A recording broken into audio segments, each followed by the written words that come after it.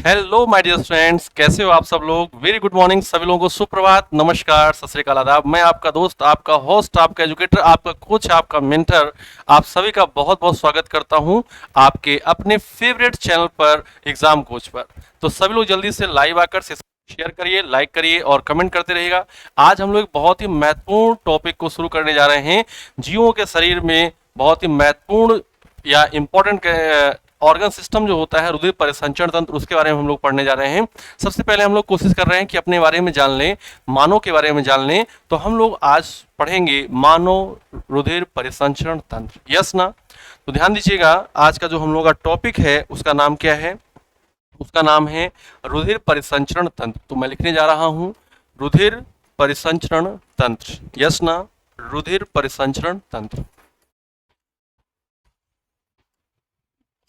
लिखा जा रहा है।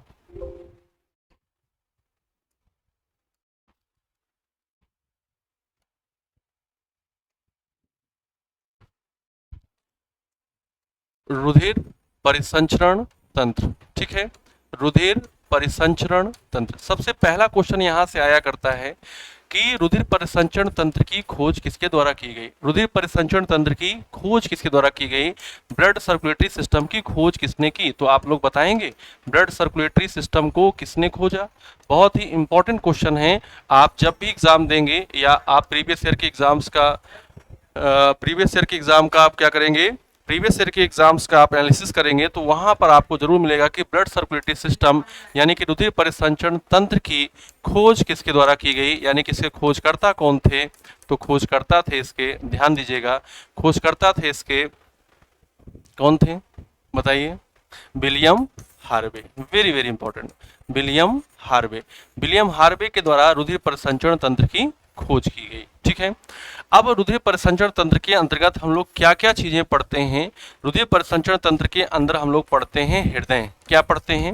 हृदय पढ़ते हैं। हृदय को आप क्या बोलते हैं? हार्ट बोलते हैं, ठीक है, इंग्लिश में हार्ट बोलते हैं। फिर आप क्या पढ़ते हैं? फिर आप पढ़ते हैं धमनियां और सिराएं, या फिर आप इनको बोल दीजिएगा रुधिर वाहिनियां। क्या पढ़ते हैं आप? रुधिर वाहिनियां पढ़ते हैं, ब्लड वेसल्स पढ़ते हैं। रुधिर वाहिनियां, ब्लड वेसल्स पढ़ते हैं, ठीक है, ब्लड वेसल्स पढ़ते हैं, ब्लड वेसल्स पढ़ते हैं। और आप फिर क्या पढ़ते हैं? फिर आप ब्लड पढ़ते हैं, यानी कि रुधिर पढ़ते हैं। क्या पढ़ते हैं?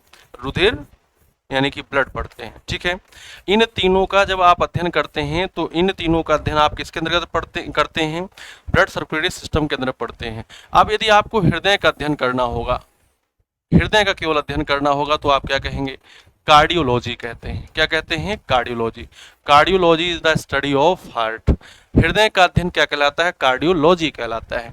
यदि आपको रुधिर वाहिनियों के साथ पूरे रुधिर परिसंचरण तंत्र का अध्ययन करना हो, रुधिर वाहिनियों का अध्ययन करना हो, ब्लड का भी अध्ययन करना हो, तब आप क्या कहेंगे? तो यहाँ पर हम लोग केवल इतना ध्यान रखेंगे कि रुधिर वाहिनियों का जो अध्ययन है इसको हम लोग कहते हैं क्या?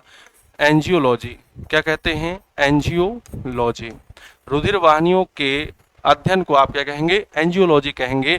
और रुधिर यानी कि ब्लड के अध्ययन को आप क्या कहेंगे? इसके अध्ययन को आप कहेंगे हीमेटोलॉजी। क्या कहेंगे? हीमेटोलॉजी। तो ये तीन इंपॉर्टेंट आपके लिए हो जाते हैं क्वेश्चन। कौन कौन से? यदि आपसे पूछा है कार्डियोलॉजी में आप किसकी स्टडी करते हैं? Cardiology is the study of हृदय या हार्ट। रुधिर वाहिनियों का अध्ययन यानी ब्लड वेसल्स का अध्ययन, इसमें रुधिर वाहिनियों में धमनी आएंगी, सिराएं आएंगी, केशिकाएं आएंगी, इन सब का आप अध्ययन करेंगे तो किसमें करेंगे? एंजियोलॉजी में करेंगे। और रुधिर का अध्ययन करेंगे तो आप किसमें करेंगे? हीमेटोलॉजी में करेंगे। किसमें करेंगे? हीमेटोलॉजी में करेंगे।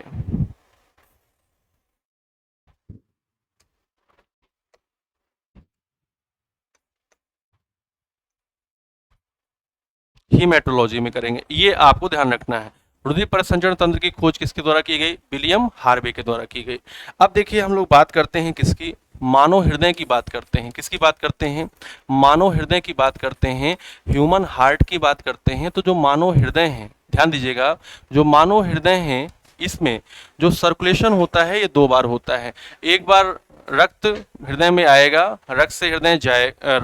हृदय से रक्त जाएगा, फिर हृदय में रक्त आएगा, फिर रक्त हृदय से जाएगा, यानी कि हृदय में रक्त दो बार आता है और दो बार यहाँ से जाता है। तो मानव में कैसा परिसंचरण तंत्र मिलता है? मानव में कैसा परिसंचरण तंत्र मिलता है? मानव में जो रुधिर परिसंचरण तंत्र है, मानव में रुधिर परिसंचरण तंत्र, मानव में रुधिर परिसंचरण तंत्र जो मिलता है वो कैसा मिलता है? डबल ब्लड सर्कुलेटरी सिस्टम मिलता है। कैसा मिलता है? डबल ब्लड सर्कुलेटरी सिस्टम मिलता है।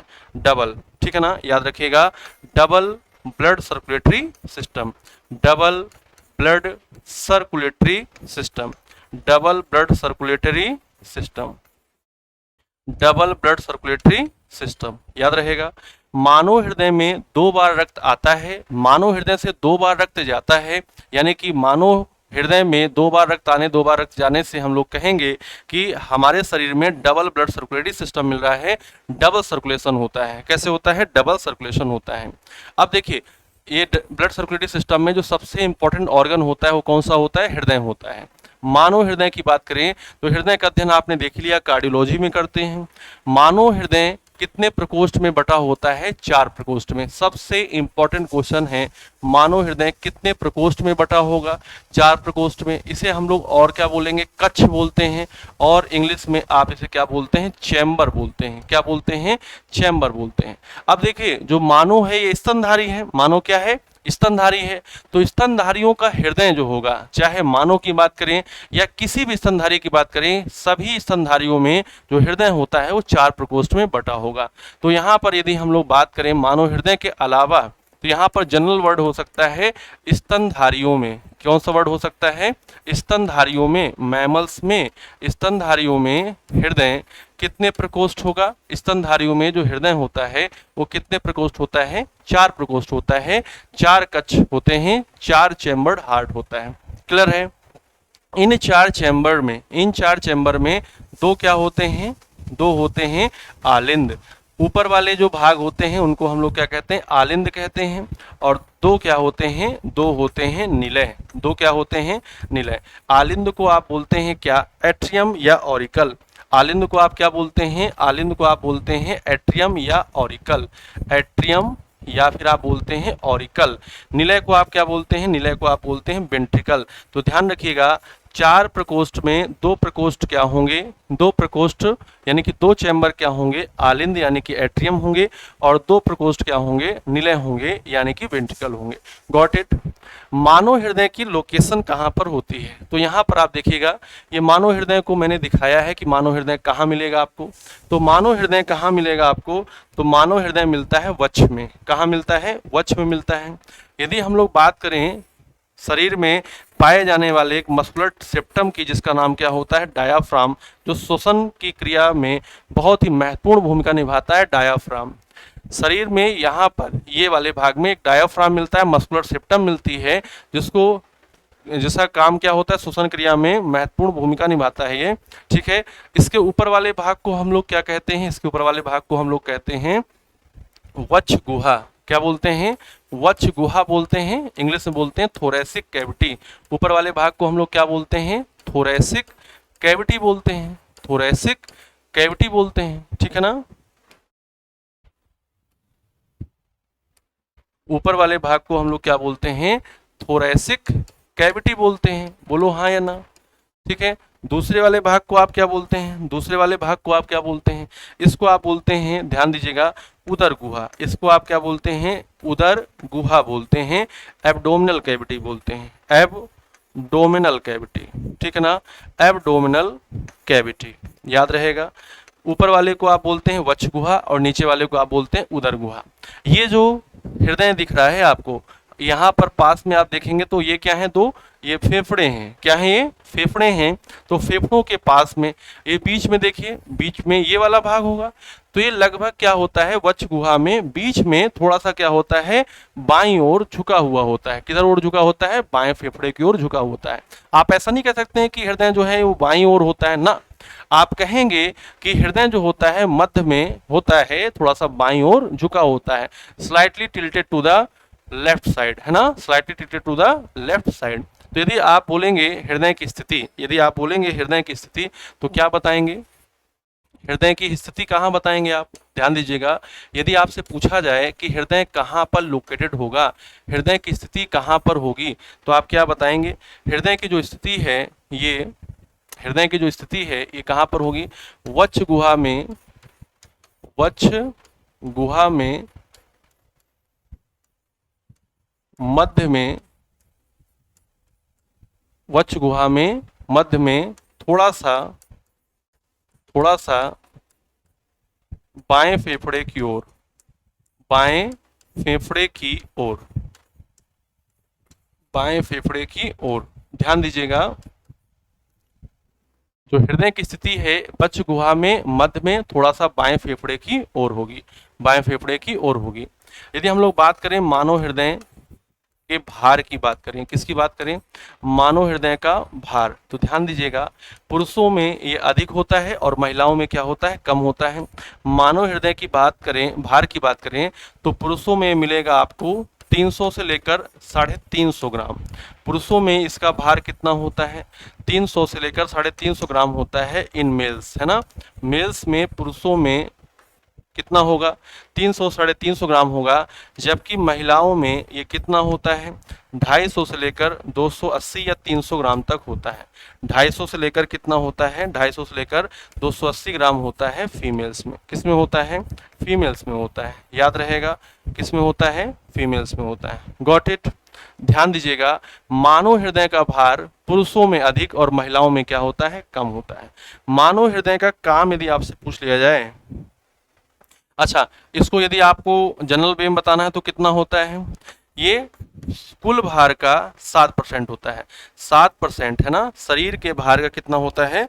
7% होता है। मानव हृदय का जो भार होता है, ये ऐसे बस इतना याद रखिएगा, 7% वाला नहीं, वो तो ब्लड के लिए, स्लाइटली ब्लड के लिए होता है, ठीक है, सॉरी, ब्लड के लिए होता है। तो मानव हृदय का भार कितना है? मेल्स में 300 350 ग्राम और फीमेल्स में कितना है? 250 से लेकर 280 ग्राम हो जाता है। याद रहेगा।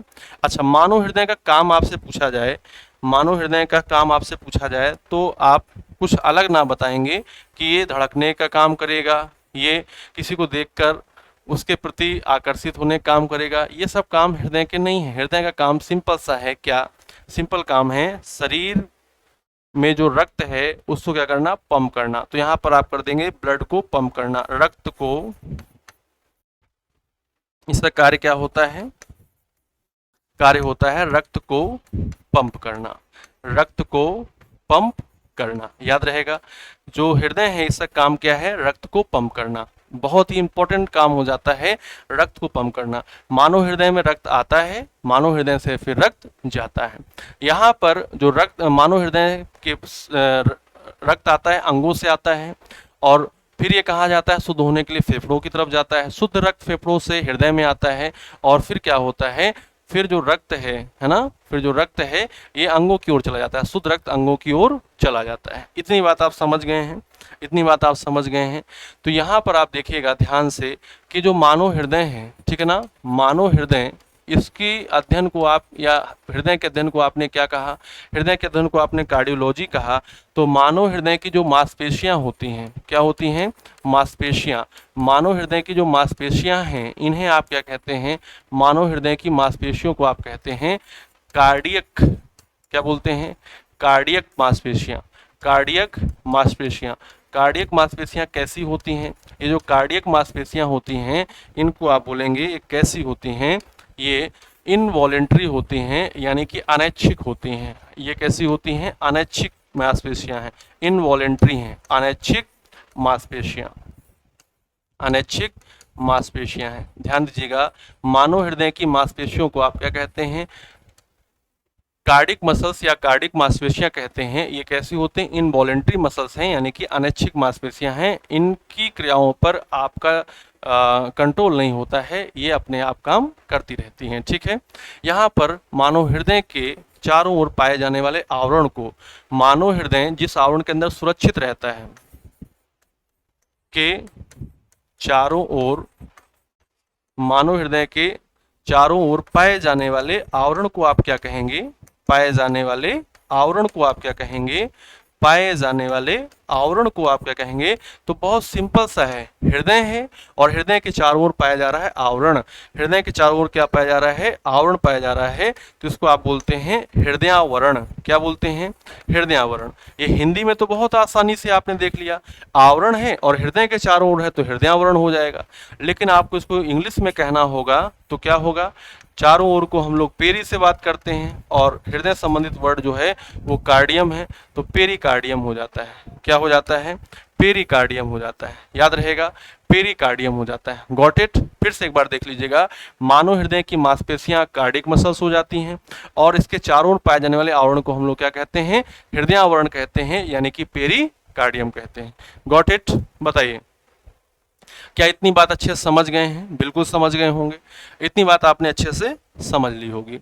अब हम लोग देखिए यहाँ पर बात कर रहे हैं कि मानव हृदय में जो ऊपर का पार्ट होते हैं उनको हम लोग एट्रियम कहते हैं या ऑरिकल कहते हैं, और नीचे वाले भाग को आप क्या कहते हैं, वेंट्रिकल कहते हैं। नीचे वाले भाग को आप क्या कहते हैं, वेंट्रिकल कहते हैं। तो दो आलिंद और दो क्या होते हैं, निलय होते हैं। यहाँ पर आप इसको अच्छे से देख सकते हैं। मैं इसके लिए रफ डायग्राम आपको बनाऊंगा जहाँ से आपको बहुत अच्छे सारी चीज़ें समझ में आएंगी। यहाँ पर आप देखिएगा कि हृदय में रक्त कहाँ से आता है, अंगों से आता है ना। तो देखिएगा मैं पूरा का पूरा लिख रहा हूँ, यहाँ पर आप समझिएगा, अंगों से क्या होगा, अंगों से अशुद्ध रक्त, अंगों से अशुद्ध रक्त।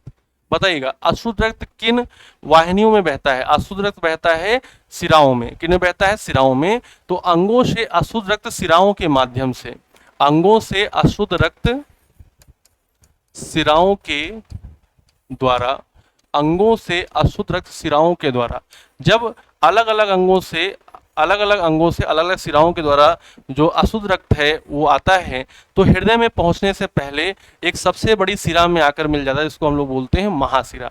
ध्यान दीजिएगा, अंगों से अशुद्ध रक्त सिराओं के द्वारा कहाँ मिला दिया जाता है, महासिरा में मिला दिया जाता है। महासिरा में पहुंचाया जाता है। महासिरा में पहुंचाया जाता है। ठीक है, पहुंचाया जाता है।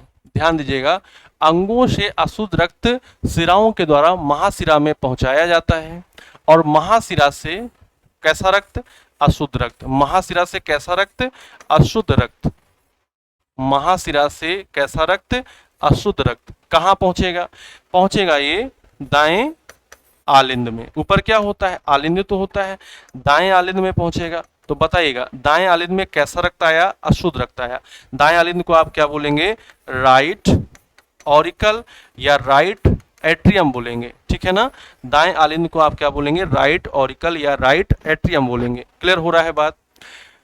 महासिरा में पहुंचाया जाता है अशुद्ध रक्त, महासिरा के द्वारा कहाँ पहुंचता है, दाएं आलिंद में पहुंचता है। अब दाएं आलिंद से कहाँ पहुंचेगा, दाएं आलिंद से पहुंचता है दाएं निलय में। कहाँ पहुंचता है, दायां निलय।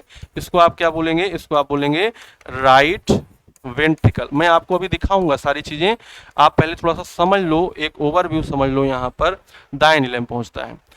महासिरा के द्वारा अशुद्ध रक्त दाएं आलिंद में, फिर अशुद्ध रक्त दाएं आलिंद से कहाँ पहुंचता है, दाएं निलय में पहुंचता है, और दाएं निलय से अशुद्ध रक्त, दाएं निलय से अशुद्ध रक्त, ध्यान दीजिएगा, दाएं निलय से कैसा रक्त, अशुद्ध रक्त। अभी अशुद्धि रक्त चल रहा है। दाएं निलय से अशुद्ध रक्त किसके द्वारा, यहाँ पर होता है फुफ्फुस। यहाँ पर क्या होता है, फुफ्फुस। ध्यान दीजिएगा, यह अशुद्ध रक्त जा रहा है शुद्ध होने के लिए कहाँ, फेफड़ों में। ये अशुद्ध रक्त शुद्ध होने के लिए कहाँ जा रहा है, फेफड़ों की ओर जा रहा है, फेफड़ों की ओर जा रहा है, लंग्स की ओर जा रहा है। लंग्स को आप हिंदी में बोलते हैं फुफ्फुस, लंग्स को आप हिंदी में बोलते हैं क्या, फुफ्फुस। तो ध्यान दीजिएगा, दाएं निलय से अशुद्ध रक्त फेफड़ों की ओर जाता है, फुफ्फुस की ओर जाता है, किस लिए, शुद्ध होने के लिए। तो वैसे देखो, अशुद्ध रक्त को कौन लेकर जाता है, अशुद्ध रक्त को लेकर जाता है सिराएं। अशुद्ध रक्त को कौन लेकर जाती हैं, सिराएं लेकर जाती हैं। लेकिन यहाँ पर अपवाद होगा, तो यहाँ पर क्या होगा, यहाँ पर फुफ्फुस सिरा ना होकर फुफ्फुस धमनी हो जाती है। इसको हम लोग क्या बोलते हैं, पल्मोनरी आर्टरी। क्या बोलते हैं, पल्मोनरी आर्टरी बोलते हैं। ध्यान दीजिएगा, अंगों से अशुद्ध रक्त सिराओं के द्वारा महासिरा में पहुंचेगा। महाशिरा क्या करेगी, अशुद्ध रक्त को दाएं आलिंद में पहुंचाएगी, दाएं आलिंद से अशुद्ध रक्त कहाँ पहुंचेगा, दाएं निलय में पहुंचेगा, और दाएं निलय से अशुद्ध रक्त को फुफ्फुस धमनी कहाँ पहुंचा देगी, फेफड़ों में पहुंचा देगी। अशुद्ध रक्त को फुफ्फुस धमनी कहाँ पहुंचा देगी, फेफड़ों में पहुंचा देगी। अब देखिए अशुद्ध रक्त कहाँ पहुंच गया, फेफड़ों में पहुंच गया। कहाँ पहुंच गया, फेफड़ों में पहुंच गया। क्या इतनी बात समझ गए हैं? अच्छा सा क्वेश्चन बनता है कि दाएं भाग में जो हृदय का दायां भाग है, यहाँ पर कैसा रक्त रहता है, तो आप देखो ना, देखो देखो कैसा रक्त रहता है, अशुद्ध रक्त रहता है। अब ध्यान दीजिएगा, अशुद्ध रक्त दाएं निलय के द्वारा किसके द्वारा फेफड़ों की ओर पहुंचाया जाता है, तो फुफ्फुस धमनी के द्वारा पहुंचाया जाता है। किसके द्वारा पहुंचाया जाता है, फुफ्फुस धमनी के द्वारा पहुंचाया जाता है। यस ना? अब आप ध्यान दीजिएगा, इसको थोड़ा सा आप समझ लीजिए, ठीक है, समझ लीजिए इसको।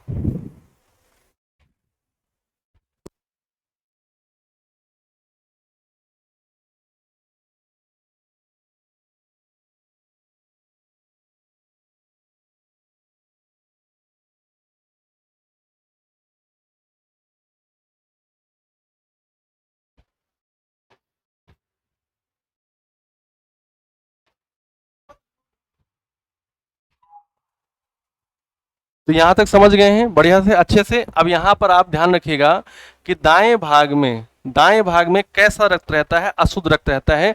बेटा आप इस चीज को एक्सेप्शन के लिए याद रखना है, या आपके पेपर में पूछा जाता है, बहुत ही जबरदस्त क्वेश्चन, कि दाएं निलय से अशुद्ध रक्त को फेफड़ों में कौन पहुंचाता है। वैसे तो अशुद्ध रक्त किस में बहता है, शिराओं में बहता है, लेकिन यहाँ पर फुफ्फुस धमनी जो है अपवाद है, पल्मोनरी आर्टरी क्या है, अपवाद है। मैं लिखने जा रहा हूँ पल्मोनरी आर्टरी के बारे में, मैं लिखने जा रहा हूँ पल्मोनरी आर्टरी के बारे में, ठीक है ना। पल्मोनरी आर्टरी जिसको आप क्या बोलेंगे, पल्मोनरी फुफ्फुस के लिए यूज होता है, और आर्टरी क्या है, धमनी कहलाती है। आर्टरी को आप हिंदी में क्या बोलते हैं, धमनी।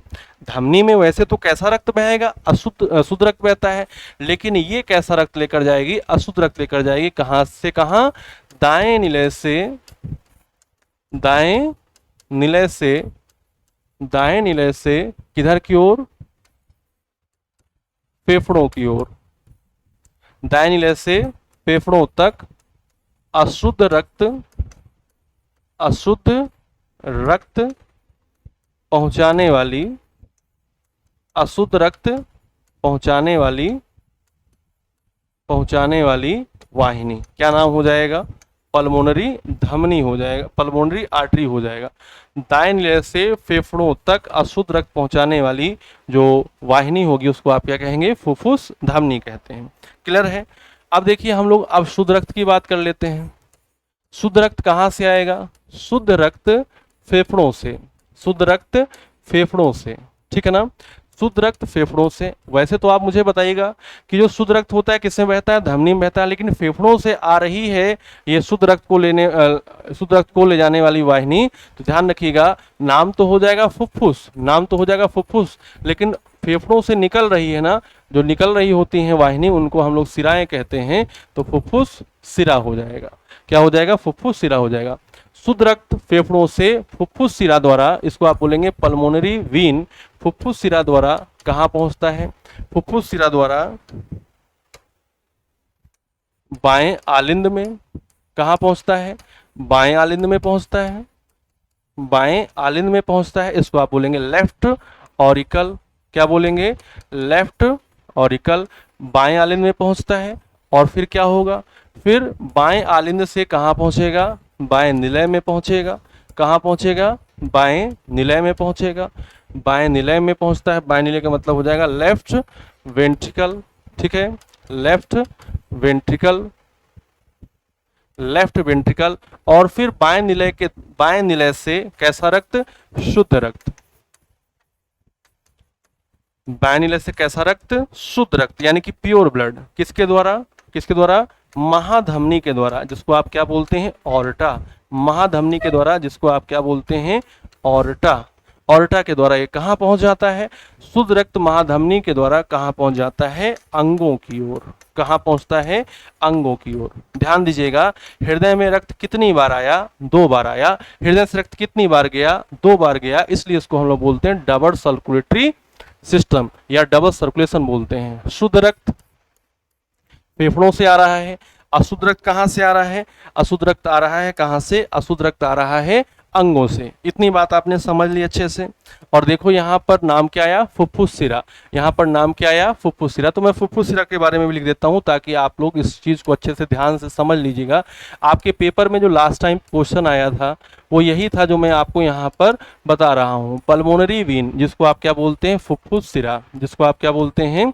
फुफ्फुस सिरा। पल्मोनरी वीन, जिसको आप क्या बोलते हैं? फुफ्फुस सिरा बोलते हैं।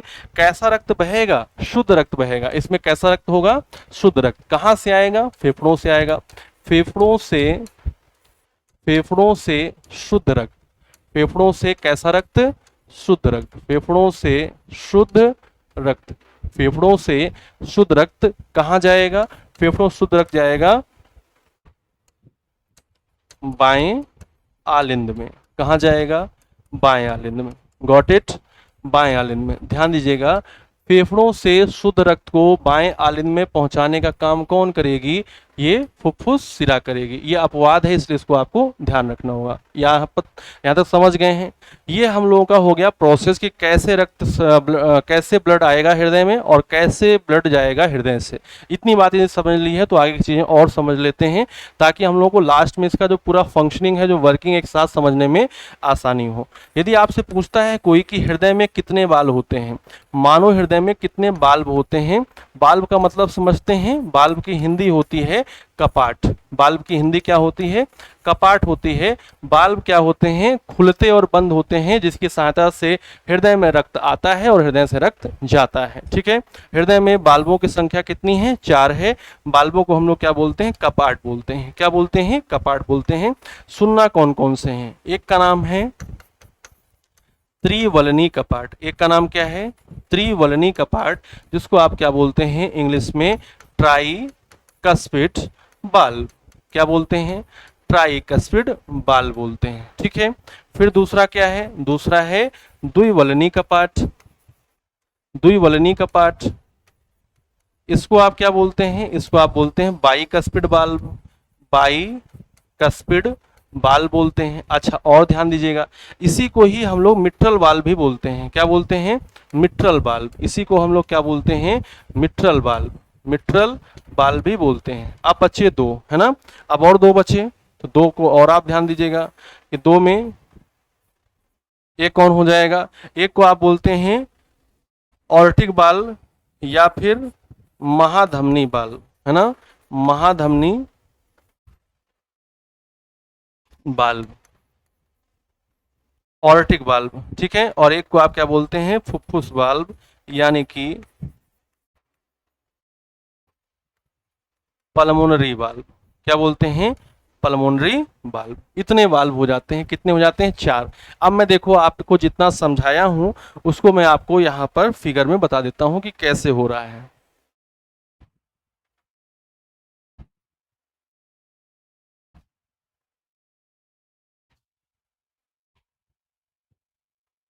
यहां पर आप देख पा रहे हैं अच्छे से? देखिएगा क्या होता है। जो वेना केवा होती है, जिसको हम लोग महाशिरा बोलते हैं, वेना केवा, महाशिरा को हम लोग क्या बोलते हैं? वेना केवा बोलते हैं।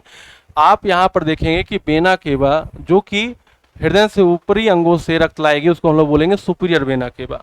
और एक वेना केवा होगी जो हृदय के नीचे अंगों से अशुद्ध रक्त को लेकर आएगी, वो क्या होगी? Inferior vena cava.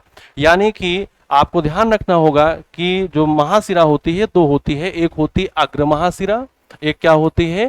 एक होती है अग्र महाशिरा, यानी कि आप देखिए ध्यान से, इसको आप बोलते हैं सुपीरियर वेना केवा। और दूसरी क्या होती है? दूसरी होती है पश्च महाशिरा। दूसरी क्या होती है? दूसरी होती है पश्च महाशिरा। हृदय के ऊपर के अंगों से अशुद्ध रक्त को लाने वाली जो होती है वो सुपीरियर वेना केवा, यानी कि अग्र महाशिरा। और जो हृदय के नीचे वाले अंगों से अशुद्ध रक्त को लाती है उसको हम लोग इन्फीरियर वेना केवा, यानी कि पश्च महाशिरा बोलते हैं। अब ये वेना केवा में जो रक्त आएगा कैसा आएगा? अशुद्ध रक्त आएगा। कौन लेकर आएगा? सिराएं लेकर आएंगी, जो सारी की सारी सिराएं एक सिरा में मिला देंगी लाकर, वो महाशिरा होगी। महाशिरा से जो अशुद्ध रक्त होता है ये कहाँ पहुंचता है? महाशिरा से जो अशुद्ध रक्त होता है कहाँ पहुंचता है? महाशिरा से अशुद्ध रक्त पहुंचता है राइट एट्रियम में। कहाँ पहुंचता है? राइट एट्रियम में पहुंचता है। राइट एट्रियम का मतलब क्या है? दायां आलिंद। ध्यान रखिएगा, आलिंद में हमेशा रक्त आएगा, आलिंद में हमेशा रक्त क्या होगा, आएगा। राइट एट्रियम में पहुंचती है। राइट एट्रियम और राइट वेंट्रिकल के बीच में, राइट एट्रियम और राइट वेंट्रिकल के बीच में क्या होता है, ट्राइकस्पिड वाल्व होता है, त्रिवलनी कपाट होता है। ध्यान दीजिएगा, राइट एट्रियम और राइट वेंट्रिकल के बीच में ट्राइकस्पिड वाल्व होता है, यानी कि त्रिवलनी कपाट होता है। दाएं आलिंद से दाएं निलय में, दाएं आलिंद से दाएं निलय में रक्त कैसे जाएगा, दाएं आलिंद से दाएं निलय में रक्त कैसे जाएगा, ट्राइकस्पिड वाल्व के खुलने से जाएगा। दाएं आलिंद और दाएं निलय के बीच में त्रिवलनी कपाट होता है। क्या होता है, त्रिवलनी कपाट होता है। इस त्रिवलनी कपाट के खुलने से दाएं आलिंद से अशुद्ध रक्त कहाँ पहुंच जाएगा, दाएं निलय में पहुंच जाएगा। दाएं निलय में आप देखेंगे एक यहाँ पर वाल्व है जिसका नाम है पल्मोनरी वाल्व, फुफ्फुस वाल्व। पल्मोनरी वाल्व के खुलने से जो दाएं निलय है यहाँ से अशुद्ध रक्त किधर की ओर चला जाएगा, अशुद्ध रक्त चला जाएगा फेफड़ों की ओर शुद्ध होने के लिए। कौन लेकर जाएगा, पल्मोनरी आर्टरी लेकर जाएगी। अभी मैंने आपको पढ़ाया था कि दाएं निलय से अशुद्ध रक्त को फेफड़ों की ओर शुद्ध होने के लिए कौन लेकर जाएगा, फुफ्फुस धमनी लेकर जाएगी। और फुफ्फुस धमनी से अशुद्ध रक्त कहाँ पहुंचा, फेफड़ों में पहुंचा। फेफड़ों से रक्त शुद्ध होकर कहाँ आएगा, फेफड़ों शुद्ध रक्त पल्मोनरी बीन में आएगा, पल्मोनरी बीन में आएगा। पल्मोनरी बीन को आप क्या बोलेंगे, फुफ्फुस सिरा बोलेंगे। क्या बोलेंगे, फुफ्फुस सिरा बोलेंगे। अब इस फुफ्फुस सिरा के द्वारा जो रक्त है ये कहाँ आएगा, ये आएगा, देखिएगा पल्मोनरी वीन्स के द्वारा शुद्ध रक्त कहाँ पहुंचेगा, शुद्ध रक्त पहुंचेगा लेफ्ट एट्रियम में।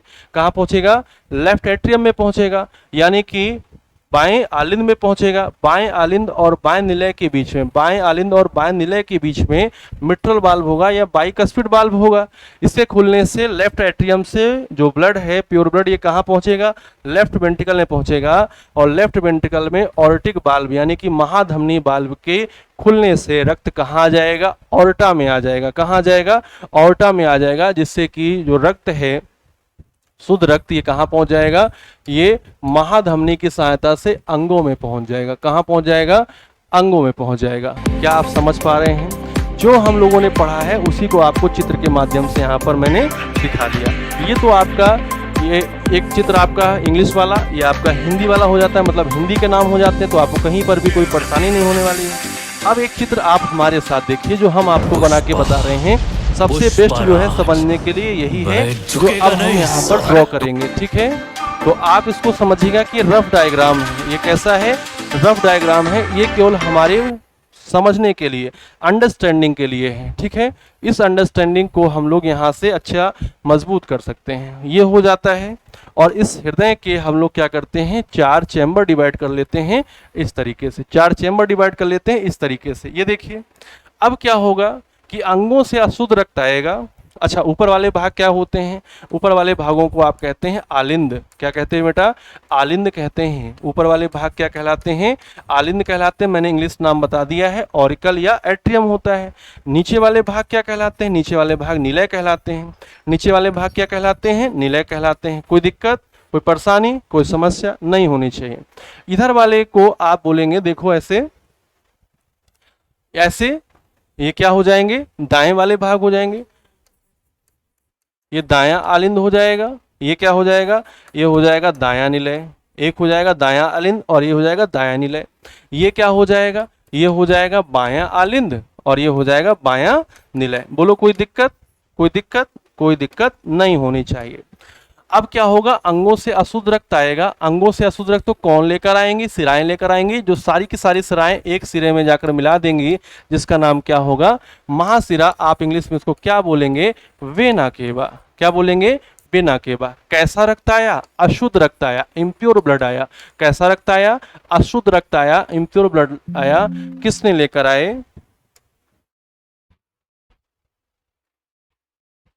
अशुद्ध रक्त आया। कौन लेकर आया, अशुद्ध रक्त लेकर आए सिराएं, और सिराओं ने सबने कहाँ मिला दिया, महासिरा मिला दिया। ये अशुद्ध रक्त कहाँ पहुंचा, दाएं आलिंद में पहुंचा। अब दाएं आलिंद और दाएं निलय के बीच में, दाएं आलिंद और दाएं निलय के बीच में क्या होता है, एक ट्राइकस्पिड वाल्व होता है। ये ट्राइकस्पिड वाल्व मतलब कि त्रिवलनी कपाट। यहाँ पर देखो 3 वलन बने हुए हैं, त्रिवलनी कपाट है।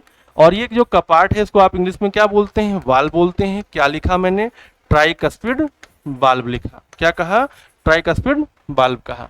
अब ये जो ट्राइकस्पिड बाल्ब है इसकी जो फंक्शनिंग होती है ये एसएन यानी कि SAN और एबीएन से होती है। किससे होती है? एबीएन से होती है। इसको हम लोग समझ लेंगे। एसएन और एबीएन को हम लोग समझ लेंगे। क्या कर लेंगे? एसएन को और एबीएन को हम लोग समझ लेंगे। क्लियर है? अब एसएन और एबीएन की सहायता से ट्राइकस्पिड बाल्ब खुला और शुद्ध अशुद्ध रक्त दाएं आलिन से कहां पहुंच गया? दाहिनी में पहुंच गया। क्यों आया था दाहिनी में? शुद्ध होने के लिए जाना था। कहां जाएगा शुद्ध होने के लिए? फेफड़ों की ओर जाएगा। किधर चल दिया? ये चल दिया फेफड़ों की ओर। किधर चल दिया? फेफड़ों की ओर चल दिया, फुफ्फुस की ओर चल दिया। कौन लेके जाएगा? बोलो कौन लेकर जाएगा? इसको लेकर जाएगी फुफ्फुस। इसका नाम क्या होगा? फुफ्फुस धमनी, पल्मोनरी आर्टरी। क्या नाम होगा इसका? पल्मोनरी आर्टरी, है ना।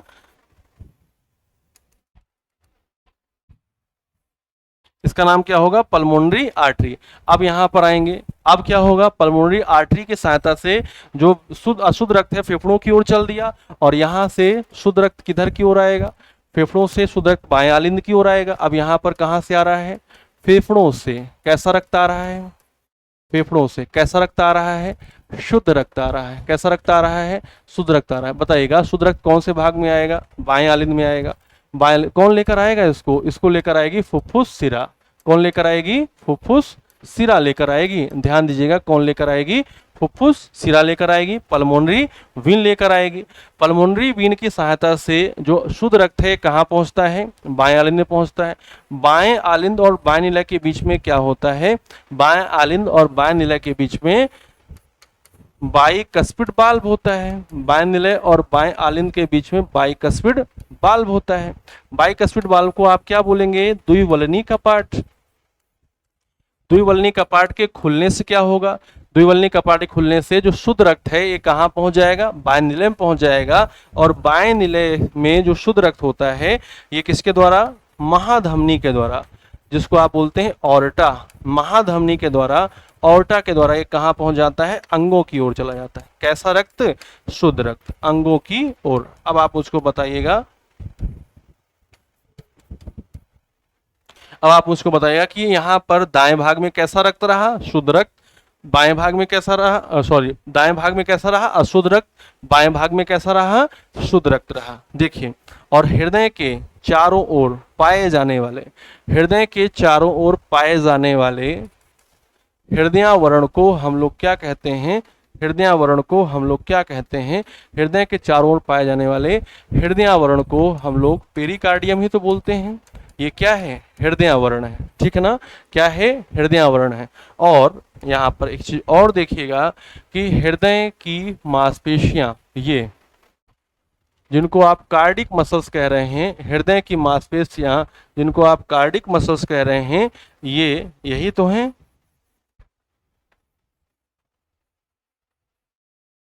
ये यही तो हैं। बोलो हाँ या ना? यही तो है। समझ गए हैं? ये हो जाती है हृदय की फंक्शनिंग। तो आप मुझे बताइएगा कि हृदय की फंक्शनिंग आपको थोड़ा सा समझ में आई? कैसे कैसे हम लोग यहाँ पर देख रहे हैं। आप इसका स्क्रीनशॉट ले लीजिएगा, इसको आप समझ लीजिए अच्छे से। कहाँ से हृदय में रक्त आ रहा है, किसके द्वारा आ रहा है, कौन लेकर जा रहा है, कौन ला रहा है। ठीक है? बोलो क्लियर है? बोलो क्लियर है? टेल मी।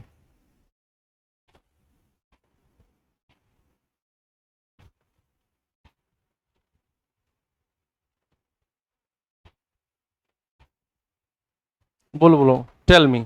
अच्छे समझ में आ रहा है? ये हो जाता है। अब यहाँ पर थोड़ा सा हम लोग, यहाँ पर कौन सा बाल मिलेगा?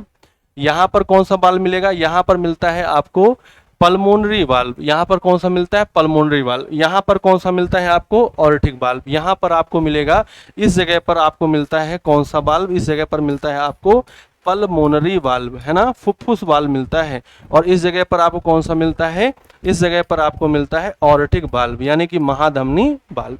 यहाँ पर आपको फुफ्फुस वाल्व मिलेगा, यहाँ पर आपको ऑर्टिक यानी कि महाधमनी वाल्व मिलेगा। क्लियर हो रहा है?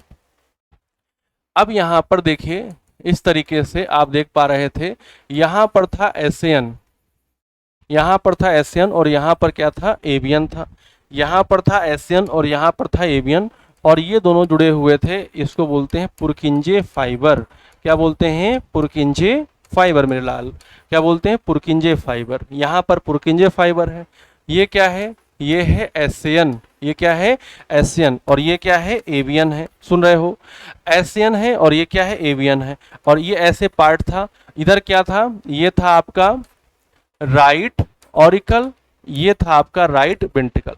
तो एशियन के बारे में आप क्या क्या चीजें जानते हैं समझिएगा। एशियन के बारे में आपको सबसे पहले फुल फॉर्म जाननी है, क्या बोलेंगे इसको? Sino auricular node, sino auricular node, याद रखिएगा, साइनो ऑरिकुलर नोड। ठीक है, कौन से भाग में मिलेगा आपको? ये मिलेगा आपको दाएं आलिंद में। कहाँ मिलेगा? दाएं आलिंद में। इसका काम क्या है? इसका काम क्या है? इलेक्ट्रिक इंपल्स जनरेट करना, विद्युत आवेग उत्पन्न करना, विद्युत आवेग उत्पन्न करना, विद्युत आवेग उत्पन्न करना। और ये जो इलेक्ट्रिक इंपल्स हैं, ये प्रकाश के वेग से कहाँ पहुँचते हैं? मस्तिष्क में पहुँचते हैं, तंत्रिकाओं के माध्यम से पहुँचते हैं। मस्तिष्क में पता चलता है कि कोई फाटक पर आ चुका है, कोई गेट पर आ चुका है, तो गेट को खोलना है। यहाँ पर ये त्रिवलनी कपाट है कि नहीं है? ये त्रिवलनी कपाट है कि नहीं है? यही तो है त्रिवलनी कपाट, यस ना? इसको फिर खुल जाता है, विद्युत आवेग उत्पन्न करना।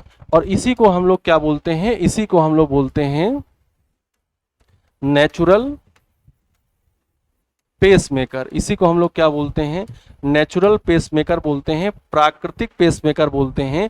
और यहीं से तो हृदय की धड़कन की शुरुआत होती है, यहीं से तो वर्किंग की शुरुआत होती है। तो हृदय की धड़कन की शुरुआत या वर्किंग की शुरुआत यहीं से होती है, नेचुरल पेसमेकर बोला जाता है। क्या बोला जाता है?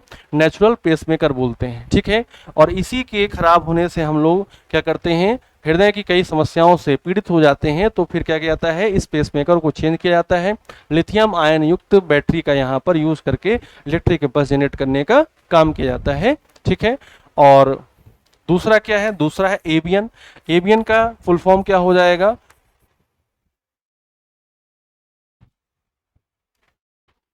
Atrio ventricular node, atrio ventricular node. ये देखिएगा, ये क्या हो जाएगा? ये आपका हो जाएगा, ध्यान दीजिएगा, ये क्या हो जाएगा? ये दाएं आलिम में था, तो ये कहाँ हो जाएगा? दाएं निलय में हो जाएगा। दाएं निलय, तभी तो आर भी लिखा हुआ है दाएं निलय में। और इसका काम क्या है? इसका काम है विद्युत आवेग, विद्युत आवेग, विद्युत आवेग क्या करना? नियंत्रित करना। विद्युत आवेग क्या करना? नियंत्रित करना। विद्युत आवेग क्या करना? नियंत्रित करना।